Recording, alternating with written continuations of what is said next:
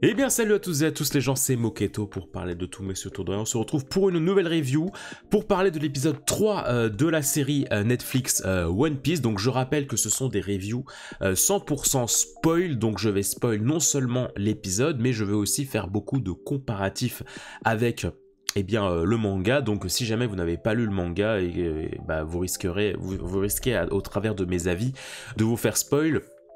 Donc vous voilà prévenu. Alors premièrement, j'en ai pas parlé dans la review d'avant, mais j'adore le concept de faire un logo One Piece différent pour chaque personnage dont il va être question dans l'épisode. Tout le logo qui change et qui prend les couleurs du personnage. J'adore, voilà. Je vais pas en parler plus, j'adore l'idée, voilà tout ça. On va d'abord parler des personnages dans sa globalité dans cet épisode. Alors déjà, j'ai beaucoup aimé l'introduction avec Zoro qui fait bon bah les toilettes elles marchent plus, on n'a pas de toilettes. Ah, j'ai beaucoup aimé cette blague avec Luffy qui présente son Jolly Roger. Alors j'aime bien aussi, petite parenthèse, j'aime bien l'idée que le Jolly Roger n'apparaisse qu'à la fin de la saison, un peu comme un accomplissement, parce que dans le manga, le Jolly Roger, il me semble que à partir du moment où Usopp rejoint l'équipage, eh bien ça y est, il custom vraiment le Jolly Roger de Luffy, la voile, etc. Là, ils attendent vraiment la toute fin de la saison, pour faire comme un accomplissement, pour faire un gros cadeau à Luffy, pour faire une grosse avancée dans son développement, et j'aime beaucoup cette idée. J'aime vraiment beaucoup cette idée. Et puis alors, mention spéciale pour ce plan que je trouve est typiquement un plan qu'on pourrait voir dans le manga. Pour moi, ce plan, c'est une planche de manga, c'est-à-dire que t'as Nami qui est en train de s'embrouiller avec Zoro en mode mais c'est ta faute et tout si ça fuit et tout machin, et juste et dans le fond tu vois Luffy qui tient son Jolly, il fait rien, il continue de tenir son Jolly Roger en mode bah les gars et moi vous m'oubliez, enfin genre. Et ça c'est typiquement le genre de composition qu'il y a dans le manga. Du coup voilà, ça m'a fait beaucoup rire ce plan, parce que j'ai vu ce plan. Je me suis dit c'est une planche du manga, c'est une planche de Ichiro Oda, souvent où il met un petit gag dans le fond alors qu'il y a un dialogue sérieux à droite. Vraiment j'étais trop refait. J'aime beaucoup la vibe qu'il y a entre le trio des Mugiwara dans cet épisode, parce que c'est vraiment un mood, c'est vraiment un feels deux parents et leurs gosses quoi. Tout le long de l'épisode, j'ai eu l'impression de voir deux parents avec un gosse qui n'arrête pas de parler d'idées farfelues et tout. Mais moi je veux ce bateau, mais moi je veux être le roi des pirates, mais moi je veux manger et tout. Et t'as les parents derrière qui sont en mode bon Luffy, on va t'expliquer, ça ne fonctionne pas comme ça, ok? Dans la vraie vie, tu ne fais pas comme ça. J'aime trop ce côté un petit peu parental qu'ont Zoro et Nami, parce que autant dans le manga, voilà, il y a plus de chapitres, il y a plus de contenu, donc la relation qui unit Zoro, Nami et Luffy est peut-être plus construite et aboutie quand ils arrivent au village de Shiro. Mais dans la série, il y a beaucoup de choses qui sont compactées, donc j'aime bien le fait que dans cet épisode, on commence à voir effectivement un rapprochement entre les trois personnages. On voit qu'ils commencent à vraiment... Il y a des gags de plus en plus prononcés, en fait, c'est plus du gag, c'est vraiment on se chambre les uns entre les autres, mais dans le fond, on s'apprécie, on commence à s'apprécier. Il y a Zoro qui commence de plus en plus à aller, tu vois, quand Luffy vient le chercher en mode allez viens on va bouffer dans la cuisine et tout, et puis Zoro il est là ouais bon allez je veux bien te suivre, ouais de toute façon moi j'ai envie de boire un coup et tout. Tu sens que il y a de plus en plus de rapprochement entre les trois personnages, et puis surtout j'aime bien le fait que en fait Zoro et Nami ils arrivent à se comprendre, parce que ce sont tous les deux un petit peu des loups solitaires, ils connaissent un petit peu les ficelles du monde, de comment on se débrouille, et donc j'aime bien le fait que ils sont à la fois un petit peu ils sont un peu offusqués, un petit peu saoulés par la naïveté de Luffy, parce que eux ils savent quelles sont les difficultés, et en même temps tu sens qu'ils sont attendris par Luffy, et donc du coup il lui explique un petit peu des choses, ils sont toujours là derrière lui pour un peu le remettre à l'ordre, et ça c'est un mood typiquement comme il y a dans le manga, et donc ça c'est super cool. Pour moi c'est une réussite. J'adore quand Luffy arrive aussi devant le Vogue Mary. Il y a quelque chose de très mystique qu'on n'a pas dans le manga, parce que Luffy reçoit le cadeau de la caravelle et puis c'est tout. Et donc là, on a vraiment une sorte de rencontre, une vraie rencontre entre le capitaine et le Mary. On a on a plein de clins d'œil, bien évidemment, à ce qui se passe après, parce que c'est vrai que, bah voilà, Luffy reçoit le bateau, et puis il est en mode « Oh, trop bien un bateau !» Mais là, on a vraiment un discours de « Non, c'est pas qu'un simple bateau, c'est un membre d'équipage, c'est une maison, c'est quelqu'un à part entière, je veux pas le voler, je veux l'acquérir convenablement. » Et ça, pareil, bah forcément, ça titille ton cœur de fan quand tu connais la suite, quand tu sais ce qu'il en devient du Merry, que c'est effectivement, ça devient un membre à part entière de l'équipage. C'est super touchant d'avoir ajouté ça. Encore une fois, je reste dans la logique de ce que je disais dans mes précédentes reviews, c'est qu'on a plein de dialogues et de mise en scène inédites, mais qui collent et qui respectent parfaitement le manga. Donc c'est un vrai bonheur. Usopp, on reste dans cette lignée du casting que pour moi Usopp c'est une réussite. Enfin, que ce soit dans l'acting, dans la tête de l'acteur, c'est une réussite. Usopp, il a plein de manies dans l'épisode qui m'ont fait mourir de rire en mode « Eh ouais, je suis le boss » et tout, genre, il est hilarant dans l'épisode. À un moment, ça m'a fait tellement rigoler, ça m'a fait tellement sourire. À un moment, t'as Luffy, il est tout content, et puis t'as Usopp qui est juste à côté, qui limite, il se met à limiter, donc tu sens déjà l'alchimie entre ces deux guignols. Tu vois que Usopp, il raconte n'importe quoi à Luffy, où Luffy, il est embobiné, il fait « Ah ouais, c'est ouf et tout !» Enfin, c'est typiquement l'esprit du manga. Y a rien à dire à ce niveau-là, je trouve. Vraiment, j'ai rien à dire. J'ai rien à dire si ce n'est que ça colle complètement à l'esprit des personnages. Pareillement pour les nouveaux personnages de l'arc, donc à savoir Kaya. Kaya, j'aime beaucoup. Elle est très attendrissante. Elle est très attendrissante quand elle est avec Usopp et puis qu'il lui raconte ses histoires. Elle a vraiment... Elle est très attachante. Comment dire, tu sens qu'elle est émerveillée, tu sens une sincérité dans son envie de s'envoler de son quotidien. Donc honnêtement, le casting de Kaya réussit aussi. Pour ce qui est du capitaine Kuro, je suis un peu mitigé parce que d'un côté, je le trouve réussi. Il a effectivement un peu un côté cosplay, on va pas se mentir, parce qu'il dénote complètement un peu du reste des personnages, lui et son crew d'ailleurs.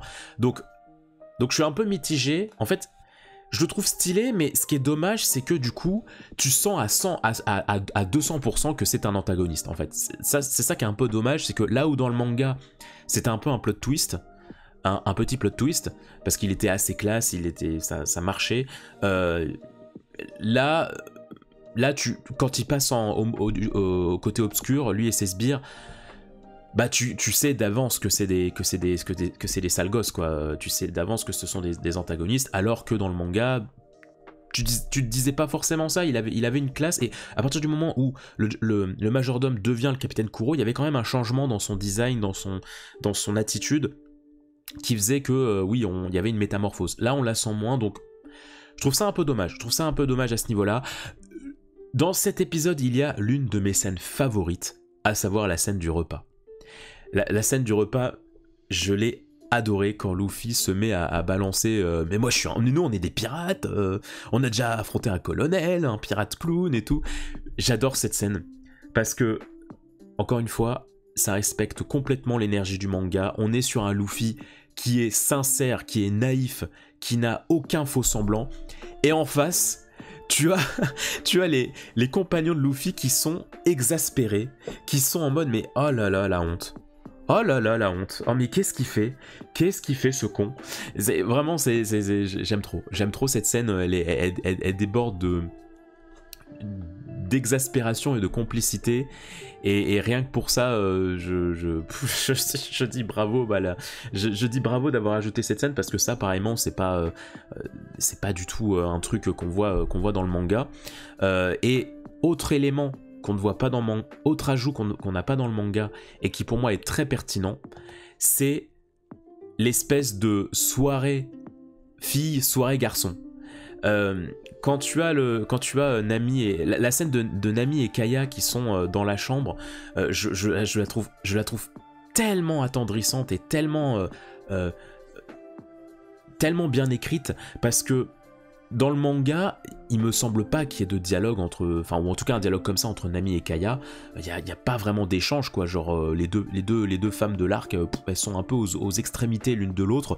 Il y a pas grand chose qui les lie, donc il y a pas trop d'échange. Alors que là c'est pertinent parce que c'est un dialogue qui va faire avancer les deux personnages. C'est la première fois qu'on va avoir une Nami qui va commencer à s'ouvrir et à présenter une certaine sincérité. Parce que là où avant elle était vraiment dans sa réserve et dans son côté j'ai ma quête solo et puis je suis avec eux par alliance et parce qu'ils peuvent m'être utiles, là on voit effectivement que pour une fois elle s'attache à Kaya. Elle s'attache à l'aventure qu'elle est en train de vivre. Quand Kaya est en train de raconter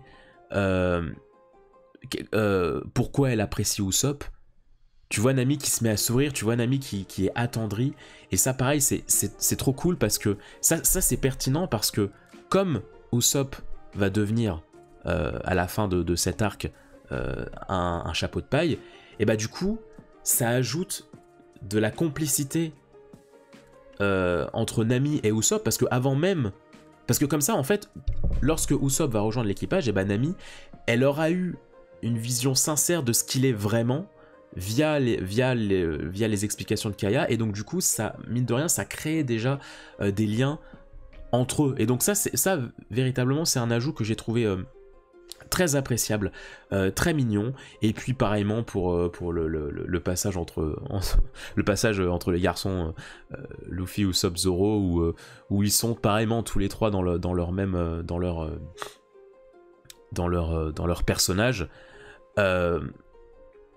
Là on est plus effectivement sur un truc qui est proche du manga, parce que quand Luffy se rend compte que quand Usopp et Luffy se rendent compte qu'ils connaissent Yasopp, ils ont Yasopp en commun. Ça c'est un truc effectivement qui se rapproche plus du manga, donc j'ai pas grand chose à ajouter sur cette scène, mais j'ai trouvé le parallèle très mignon. Le petit ship entre Kaya et Usopp est bien assumé, donc voilà, le fait que des deux côtés on a l'équipage qui est scindé en deux et qui apprennent à plus connaître Usopp, j'ai trouvé ça assez cool. Voilà pour ce qui est un petit peu, j'ai envie de te dire, des personnages. Maintenant, on va plus un petit peu parler des changements qu'il y a par rapport au manga. Premièrement, le fait que Mary meure. Alors, j'aurais vu que l'épisode 3, je me serais dit, bon, ça se trouve, il est vivant, parce que qu'un personnage meurt dans One Piece, c'est quand même rare, c'est quand même très rare. Mais bon, j'ai vu toute la saison, j'ai vu l'épisode 4, oui, effectivement, Mary capoute. Donc ça c'est... Alors, je trouve que c'est une bonne idée, le fait de dénoter, de se différencier du manga. Ça ajoute de la crédibilité au personnage de Kuro. J'ai trouvé que c'était une bonne idée. Mais je trouve quand même que ça manque d'impact, parce que Mary, il a pas eu assez de scènes importantes, je trouve, dans l'épisode. Il meurt et t'es un peu en mode, bah tu t'en fous, tu vois, il a un peu vite fait une scène de présentation et c'est tout. J'aurais aimé qu'il y ait plus de relationnel entre lui et Kaya. J'ai trouvé ça un peu dommage. Ce que j'ai trouvé aussi un peu dommage, alors, toute proportion gardée, c'est-à-dire que j'aime bien le fait qu'ils aient adapté l'arc à leur sauce, c'est-à-dire qu'ils en ont fait une sorte de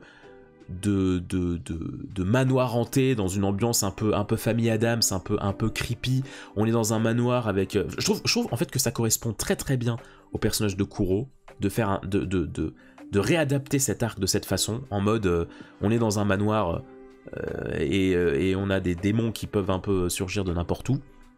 Je trouve que l'idée est bien, mais du coup, je trouve qu'on perd un petit peu de ce qui faisait l'essence de l'arc. Moi, j'ai toujours vu l'arc de Shiro comme un peu une fable, comme un peu une histoire qu'on raconte aux enfants en mode, bah, vous voyez, c'est un personnage qui arrête pas de mentir à tout le monde pour s'amuser. Les gens ils trouvent pas ça drôle, mais lui ça l'amuse. Mais sauf que le jour où il se passe vraiment quelque chose de grave, et ben il y a plus personne qui le croit, et du coup il est tout seul. Et donc c'est un peu une fable en mode la morale, il faut pas mentir quoi, c'est pas ouf quoi. Et en fait il y a de ça dans l'épisode, c'est-à-dire qu'on voit au début de l'épisode Usopp qui balance des cracks à tous les villageois, plus personne qui le croit à la fin, mais c'est beaucoup moins appuyé et c'est beaucoup moins central à l'arc que dans le manga.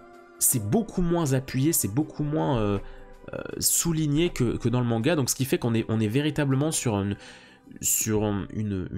réadaptation, je trouve, de la morale du personnage d'Usopp. Donc voilà, j'ai pas trouvé ça dérangeant non plus, mais c'est vrai que mais c'est vrai que ça m'a fait bizarre. Ça m'a fait bizarre. Je pensais pas que la morale d'Usopp, le personnage d'Usopp serait autant atténué, mais en même temps, voilà, effectivement, en 2 épisodes, il faut le temps de tout raconter, mais pareil, le fait qu'il n'y ait pas les enfants, piment, carottes et tout, là... pareillement, ça m'a...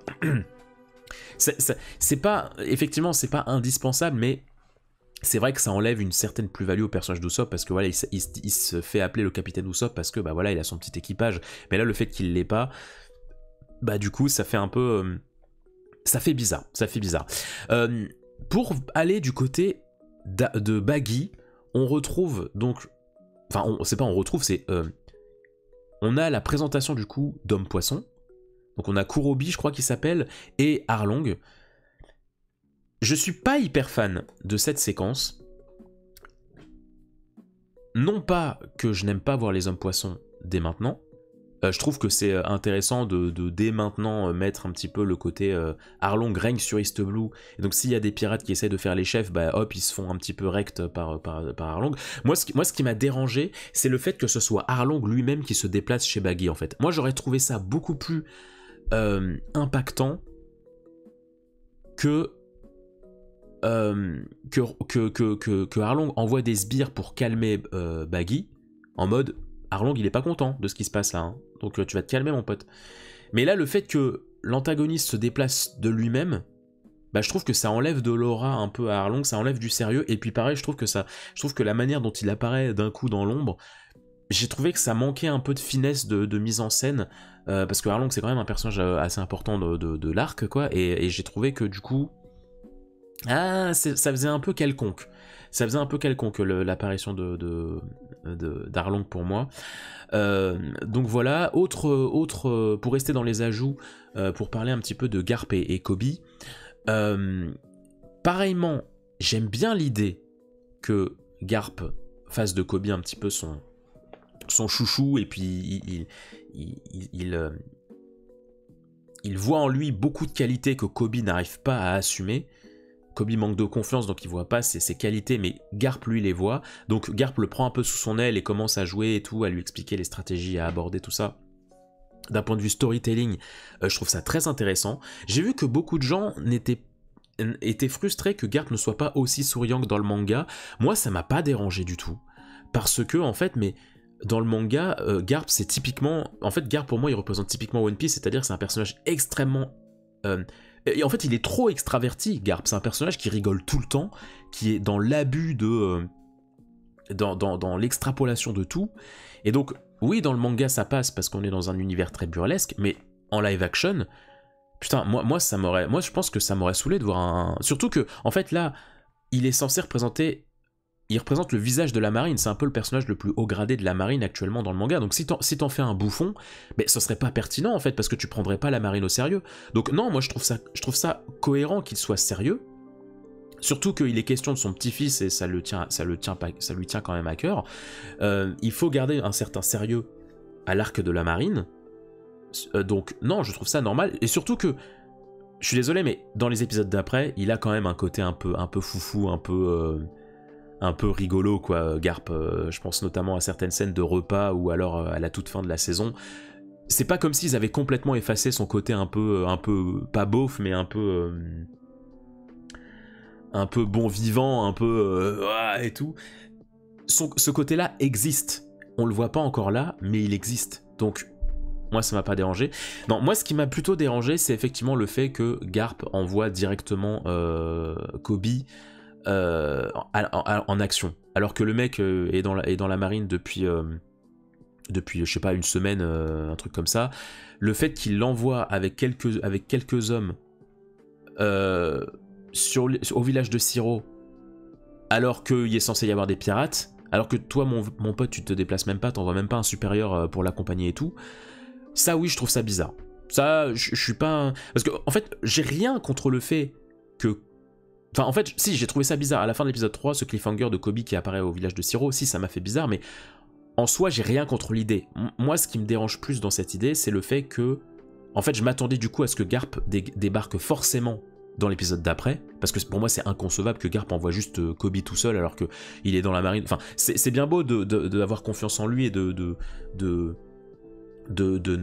voir en lui un certain potentiel, mais de là à l'envoyer en mission directe contre des pirates, c'est un peu bizarre quand même, Garp. Qu'est-ce que tu fais? Donc ça, ce choix-là, effectivement, je l'ai trouvé très bizarre.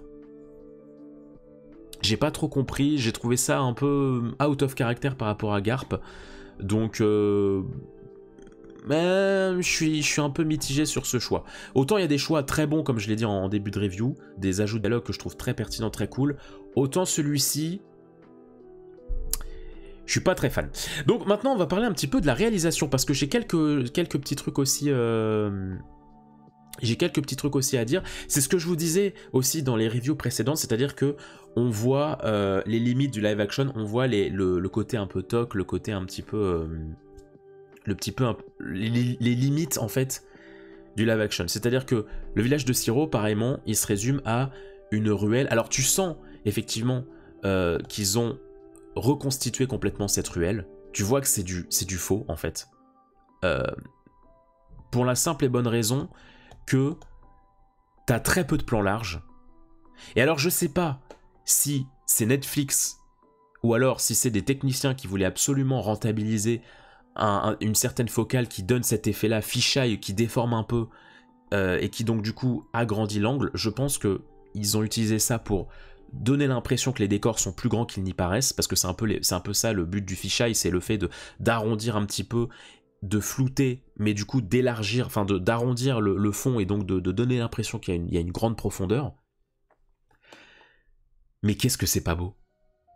Je trouve ça pas beau du tout, en fait. Parce que dans la scène de Zoro, Nami et Luffy qui arrivent au village de Siro, ça manque tellement de plans larges, on n'arrive pas à se situer complètement dans l'espace, et ça encore une fois c'est typiquement pour moi pour cacher la misère, c'est parce que pour moi le village, enfin cette place et ces quelques ruelles, à mon avis elles doivent être vraiment petites, et donc ils ont fait très très peu de plans larges, mais du coup qu'est-ce qu'on se sent compressé, on n'arrive pas à respirer dans cette scène, et surtout genre, voilà, encore une fois tu vois pas le port, tu vois pas un petit chemin, non c'est direct ils arrivent là, et après tu les vois qui partent dans le fond. Mais c'est des plans hyper rapprochés, et puis la mise en scène est très étrange. Genre, quand Nami arrive dans le champ, en fait, t'es d'abord centré sur Luffy, t'as Nami qui arrive dans le champ en flou, t'as la caméra qui se tourne, et du coup, t'as Nami qui arrive devant la caméra, et donc, comme on est encore sur cet angle très flou et très arrondi, bah du coup, elle est hyper collée à nous, c'est hyper bizarre. C'est hyper bizarre, ça fait très amateur. Ça fait très amateur, genre tu te dis mais en fait les gars au découpage technique, alors le découpage technique c'est quand tu fais la liste des plans, la liste des valeurs de plans et comme ça quand tu te mets à filmer une scène, bah hop, tu as un listing de tous les plans que tu dois faire. Et là le fait que t'as l'impression qu'ils ont fait le découpage technique 1 heure avant de tourner quoi, qu'ils savaient pas vraiment quoi faire en mise en scène, ils avaient le décor, les personnages mais ils savaient pas quoi faire en mise en scène et donc ils ont un peu improvisé. Mais c'est très bizarre. Ça donne un effet très bizarre. Et surtout que plusieurs fois la série fait ça. Je me souviens d'un mouvement de caméra qui était pas agréable, qui semblait pas naturel. C'était dans le bureau de Garp. À un moment, t'as un plan sur Garp. Et la caméra, le plan ne se coupe pas. Et t'as Garp qui passe devant la caméra et qui fait dos à la caméra. Il fait dos à la caméra. Et puis bam, il contourne le bureau et il s'assoit. Et en fait, ce genre de plan m'a fait me rendre compte à quel point, mais qu'est-ce que c'est désagréable, un personnage qui fait dos à toi, en fait, au cinéma. Genre, quand tu vois un personnage qui se retourne mais sans que le plan se cut, c'est tellement désagréable en tant que spectateur de voir un personnage qui se retourne sans coupure de plan, sans cut.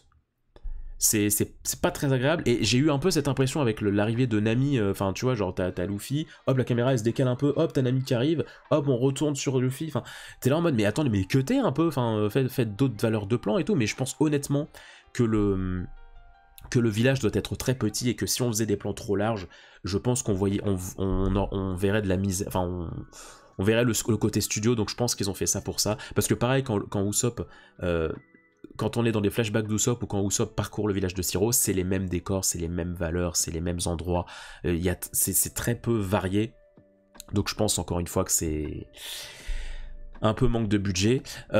Pareil, j'ai trouvé très étrange la réalisation de la scène où Kuro débarque dans le sous-sol avec Zoro et Usopp.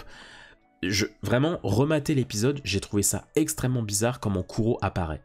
Genre, on est centré sur Zoro qui découvre Mary qui a été tuée, et bam, plan d'après, tu vois Kuro qui approche, mais tu le vois pas sortir de la pénombre, tu le vois pas, je sais pas, se relever, tu le vois pas sortir de derrière une chaise, non, tu le vois juste arriver tranquille, et tu te dis, mais attends, mais il était où ? Mais comment ça se fait que vous l'avez pas vu ? C'est très bizarre. Tu sens qu'il y a certaines scènes, il manque des petits plans. Il manque certains plans. C'est bizarre. Ça manque de fluidité sur certaines actions. Et donc, moi, ça me donne l'impression qu'effectivement, ils n'ont pas eu le temps de tourner certains plans, ou alors le décor était une sorte de barrière à certaines compositions. Je sais pas, tu vois. Mais effectivement, c'est très bizarre, et il y a une certaine forme d'amateurisme dans la manière dont est placée la caméra, dans la manière dont certains plans se déplacent, et dans la manière dont les personnages jouent devant la caméra, quoi. Il y a un côté un peu amateur. Pareil, je pense au moment où Nami repose un des trésors qu'elle a volé sur un meuble. Là, pareil, c'est hyper flou, c'est hyper arrondi, c'est pas très agréable. Mais encore une fois, c'est loin d'être à chier, parce que, comme je vous l'ai dit, les personnages ça fonctionne très bien, les intentions fonctionnent très bien. Je vais pas faire la liste de tous les easter eggs, il y a des vidéos qui le font très bien sur internet, mais pareil, ça pullule d'easter eggs dans le fond, dans le nom des bouteilles, dans les lieux que citent certains personnages. Ouais, on s'est pas vu à Funky Bar et tout, pareil, c'est un clin d'œil à Django, enfin, il y a plein de clins d'œil, je vais pas les faire, mais c'est quand même très généreux, l'acting fonctionne. Ça fait plaisir aux fans tout en racontant une bonne histoire pour les nouveaux venus. Donc, voilà, ça n'enlève pas les qualités. Ce n'est pas parfait, mais c'est pas scandaleux non plus, parce qu'il y a quand même des belles richesses dans la série pour moi. Voilà ce que j'avais à vous dire pour ce 3e épisode de One Piece, intitulé Pas d'histoire, je crois, en français. J'espère que ça vous aura plu. N'hésitez pas à mettre un petit pouce en l'air, à vous abonner si cette vidéo vous a plu. Et on se dit à très vite pour la suite des reviews.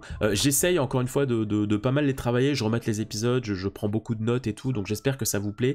Voilà, je fais pas ça à la va-vite, hein, j'essaie de véritablement prendre mon temps pour vous faire des petites reviews de qualité, donc j'espère que ça continue à vous plaire, et puis n'hésitez pas à visiter les différents contenus de la chaîne pour vous faire kiffer un max en fait sur la chaîne. Voilà, prenez soin de vous, ciao.